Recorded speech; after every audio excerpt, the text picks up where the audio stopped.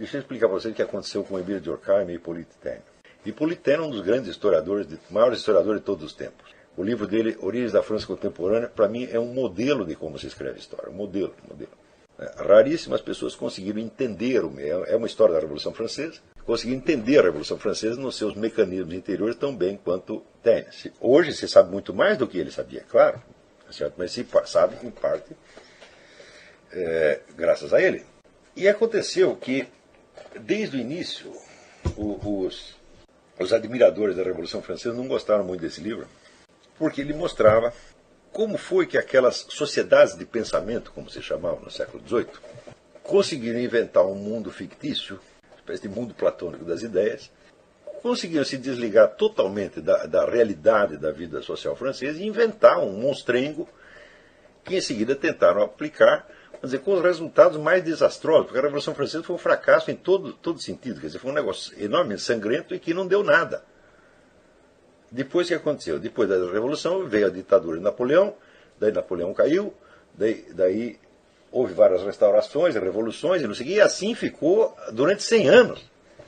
Quer dizer, a França ficou patinando no lugar durante 100 anos. Tá certo? E se você observa a trajetória da França depois disso, ela veio de queda em queda. Já a França, até o século XVIII, era o país mais poderoso do mundo. Né? Quando chega já no século XIX, já leva uma surra dos alemães, que é uma coisa terrível.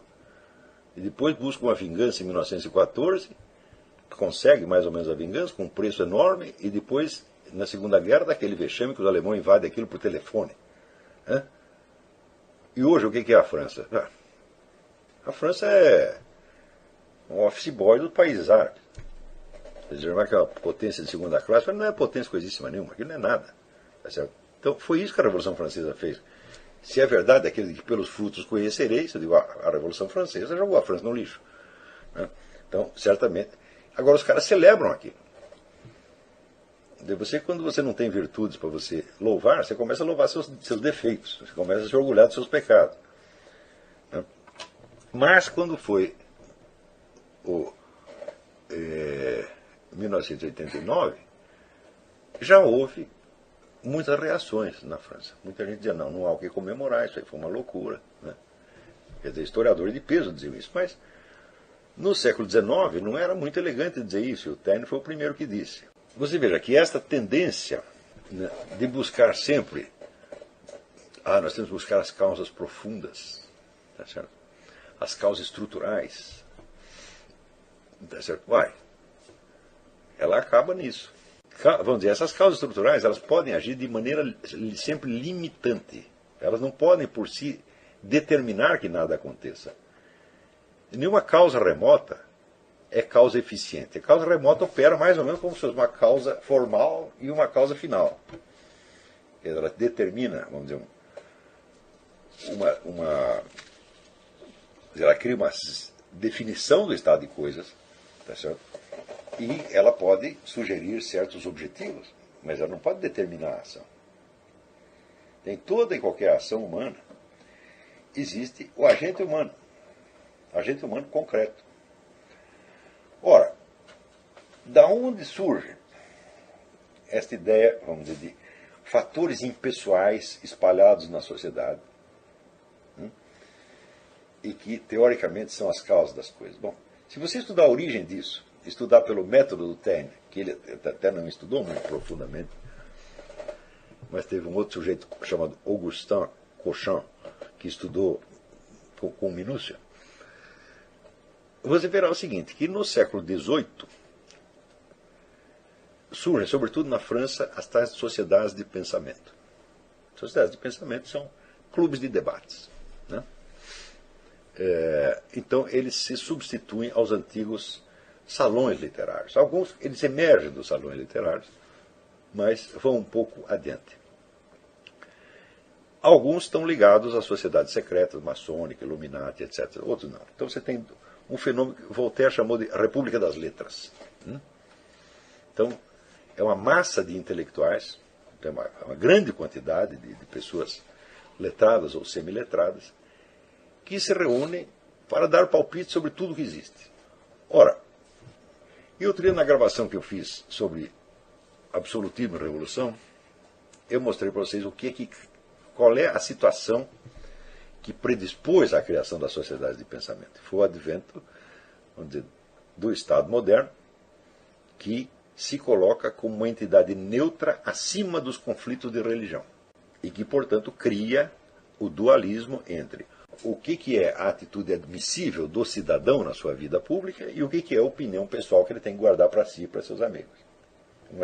Claro que é uma situação inteiramente artificial, essa divisão é difícil de manter. Você não pode sempre ter uma ideia para você e outra para o público, né? Então, cria esse dualismo. Resultado, tudo aquilo que reflete a opinião real das pessoas não tem viabilidade na vida pública. Então tem que encontrar um canal para onde escoar. Então, bom, já que o que nós falamos não tem importância na política, não pode interferir na política, então nós pelo menos discutimos entre nós.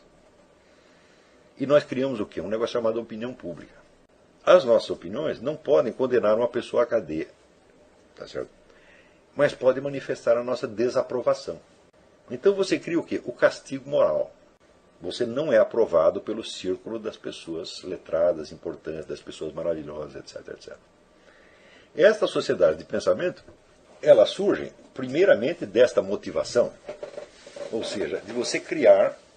Isso foi estudado brilhantemente num livro chamado Crítica e Crise. O autor chama-se Reinhard Koselleck. É um clássico isso aí. E tem muitos livros a respeito disso. O Augustin Cochin e o Koselleck são os melhores, me parece. Mas tem muitos. Então, essas sociedades começam, em primeiro lugar, com o intuito muito compreensível de criar um espaço onde as opiniões pessoais pudessem escoar, pudessem voltar a ter alguma importância. Mas logo se convertem em algo mais. Elas se convertem em meios de destruir a própria política que as havia criado. Então, isso quer dizer que se a opinião majoritária não tem autoridade política, bom, ela pode se esforçar para ela própria se transformar em autoridade política. E isso é, evidentemente, uma das causas imediatas da Revolução Francesa. Quer dizer, a sociedade de pensamento, primeiro elas criam uma autoridade paralela, autoridade de ordem moral, que não pode mandar ninguém à cadeia e não tem poder político para exercer. Mas tem o poder moral, tem o poder cultural, e você pode fazer com que certas pessoas sejam mal vistas. Note bem, na metade do século XVIII, estas sociedades já tinham alcançado um poder tamanho, que elas tiravam da vida intelectual quem quer que elas quisessem. Quer dizer, queimava a reputação do sujeito de tal maneira que ninguém mais podia falar dele. Então, por exemplo, a Academia Francesa, por volta de metade do século XVIII, já era dominada por essa gente. E você veja que o próprio D'Alembert, que era era o chefe da enciclopédia francesa, a enciclopédia de condensação das convicções das sociedades de pensamento, ele mesmo dizia, né, nós botamos qualquer mediocridade na Academia Francesa, desde que pense como nós. O cara confessava isso. O que eles tinham feito? Já foi a Revolução Gramsciana em pleno século XVIII. Curiosamente, você vê que o plano da Revolução, eles dividiam em 3 etapas, que eles chamavam de, primeiro, o estágio filosófico, depois o estágio político e, por fim, o estágio revolucionário. Isso são nomes que eles mesmos usavam, o pessoal da sociedade de pensamento usava isso. O estágio filosófico, o que é? Você dominar a opinião. Ou seja, você não tem poder político, você não tem influência política direta, mas você é o senhor, vamos dizer, do louvor e da censura, do prestígio e dos mecanismos de marginalização. Você cria ídolos, tá certo? E você condena pessoas ao ostracismo. Eles já tinham esse poder no meio do século XVIII, 40 anos antes da Revolução Francesa. Então o que era isso aí? Já era a Revolução Cultural. Você não está fazendo política. Muitas vezes, vamos dizer, você se recolhe, em alguns casos, algumas das sociedades de tipo maçônico, por exemplo, as suas atividades são tão discretas, tá certo? Que chegam a ser secretas, ninguém pode saber do que está se passando lá, tá certo? E ninguém sabe de onde veio a decisão de queimar a reputação de fulano, tá certo? De tornar fulano odioso. Ninguém sabe de onde veio a decisão, mas ela veio dali. Tá certo? Em outros casos, o processo de discussão era mais público, mas o resultado era sempre o mesmo. E havia milhares dessas sociedades na França, milhares. Então dominaram todo o panorama cultural da França durante o século XVIII, durante um século antes de passar ao que ele chamava estágio político. O estágio político é quando, vamos dizer, a sociedade de pensamento já tem a seu serviço partidos políticos, clubes, como eles chamavam, na época, hoje nós chamamos de ONGs.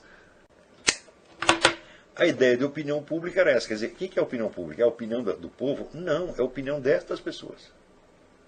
Que, comparadas à população total, eram pouquíssimas.